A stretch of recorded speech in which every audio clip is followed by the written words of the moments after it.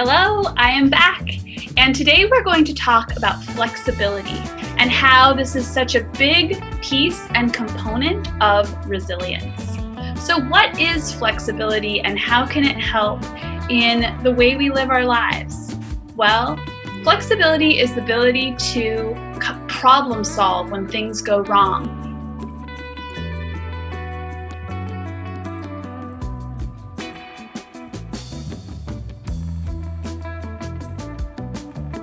It's the ability to think of new solutions and be willing to change when circumstances arise that require you to.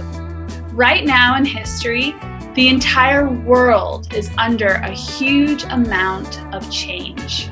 And really those who are able to thrive in this kind of environment have a great amount of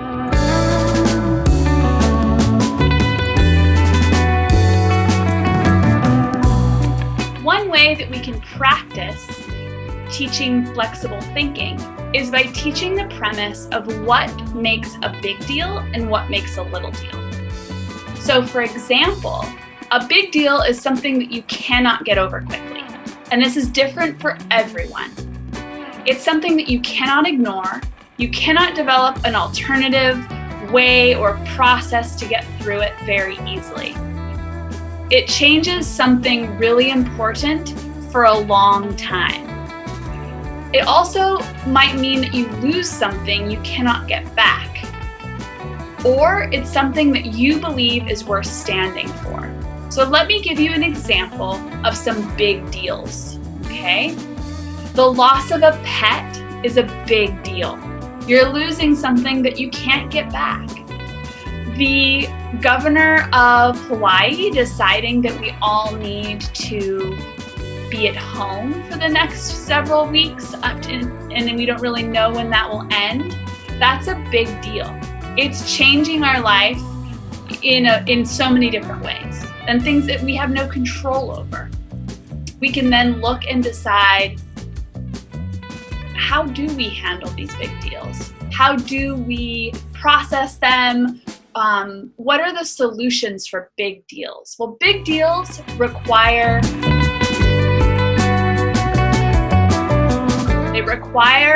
you to gather around the people that support you and to talk through it, to come up with better solutions. When we found out that we would be teaching online, we had a staff meeting and we talked about, okay, how are we going to handle this? This is going to be completely different than any other year of teaching.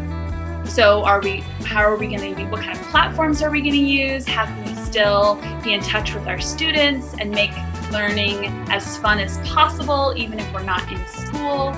But that meeting was really important because we were able to sit around and brainstorm together and support each other when things are really hard. You know, a lot of our family members are out of work. We know what that feels like. And so when really big deals happen, it's important to be able to pull in the people that are your supporters, that are there, and talk it over and really just love on each other, because that's who you have. That's your support group. Now, your task is to write down a few things that have happened to you in the last 2 months that are big deals, right? And I want you to write down who in your life is helping support you in those big deals.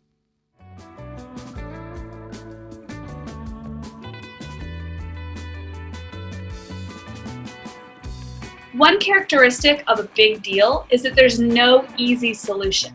It's going to involve a lot of time. It's going to involve working together, feeling support of the people around you, and processing time. That's a characteristic of something that is a big deal. Another interesting way to look at it is that relationships can have big deals as well. So for example, one characteristic of or one big deal that I make sure to have in all of my friendships is mutual respect. So no matter what, no matter if we disagree or my best friend's unable to come over because she has certain reasons and she's really busy, I really value that mutual respect that we have. And so I would never pressure her to come hang out. I believe ultimately in giving each other the space to be free and the space to make choices. But our big deal in our relationship is that we value our time together, we value space apart, and we respect each other in our relationship no matter what. That is the big deal. And so there's a lot of little deals that we'll talk about next, little things that we differ in, but the big deals we share. The big deals are respecting each other, giving each other space, allowing each other to have different opinions about things, but really respecting who we are and who our friend is, and making sure that that respect is something that we never let go of. With all that talk of big deals, it's now time to mention the little deal. Little deals can be mildly annoying. You are capable of ignoring them. They require small change in plans. They do not really change anything majorly important in your life, but they do involve change. Usually, little deals are temporary problems, and often there's something you have to put up with to get something else that you want. Of course, it's different for everyone. Examples of little deals. In the middle of the night, you hit a glass of water and you spill it. You couldn't have pancakes on Saturday morning because you are out of the ingredients. You couldn't go roller skating and skateboarding with your friends because of a huge thunderstorm. Your friend wants to work alone on a project instead of being in a group with the two of you. The next thing I want you to do is I want you to write down 10 little deals. Little deals that you have gotten irritated with them in the past, but ultimately they're just little deals. And those could be little deals in your home, those could be within friendships. But I want you to write down 10 little deals. Now, the second piece of this is to look at the things that you've labeled in your life as a big deal and see if there's anything in there that you might be able to change into a little deal. So that's a really good activity that we can work on together. So what I would like you to do is in your journal, I would like you to circle three big deals that potentially could be little deals. You may not find any, but we're going to work on this in the next class together, talking about these big deals and see if there's anything that we might be able to change into a little deal. Let me give you a perfect example.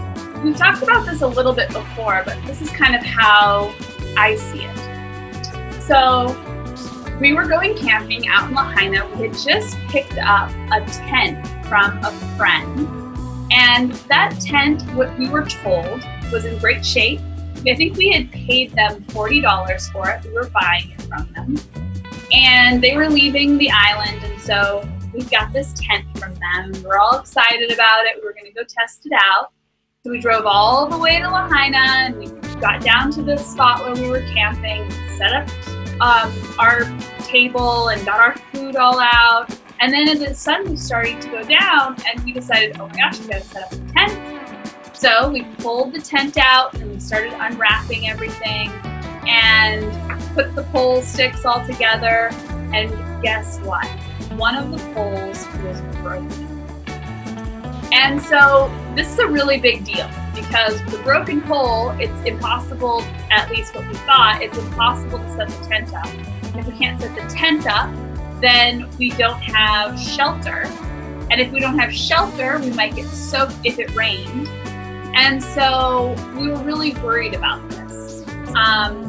We could have gone two ways. So this could have been a deal breaker, a very big deal, meaning we packed up all of our camping gear, we loaded everything into the car, and we headed home because our tent pole was broken. Or we could turn it into a little deal. And if it's a little deal, then we are able to come up with a solution to compromise or become flexible in our thinking about what is possible. And so we looked around inside the car and we found a roll of duct tape and we duct tape / zip tied the pole back together. So basically we put 2 poles like this, and then we zip tied around it to create like a firm structure, and then we duct tape around that so that the zip ties would not slip around when it was being pulled back and forth. So that is how we turned a big deal into a little deal. So can you turn one of your big deals into a little deal? Can you find a solution? Can you figure out something that works for you so that it moves from the big deal category to the little deal category? Kids and adults who are able to easily turn some of their big deals into little deals are the most successful. In the comments, I want you to put one example from your life of where you were still able to have fun even though plan A didn't work out. So how did you make a plan B and still make it a really fun experience? The ability to have a plan B when plan A doesn't work out is all about flexible thinking. The more flexible you are in your thinking, the more resilient you will be with small problems. And the more resilient you are with small problems, the better you're going to be able to handle when the big problems show up.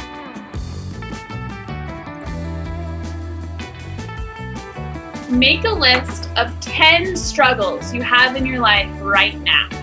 That could be anything from not having the right breakfast cereal at home, to not being able to go outside as much as you'd like to anything and everything. I want you to write down 10 struggles. And in those 10 struggles, I want you to label which ones are big deals and which ones are little deals. Ready? Go.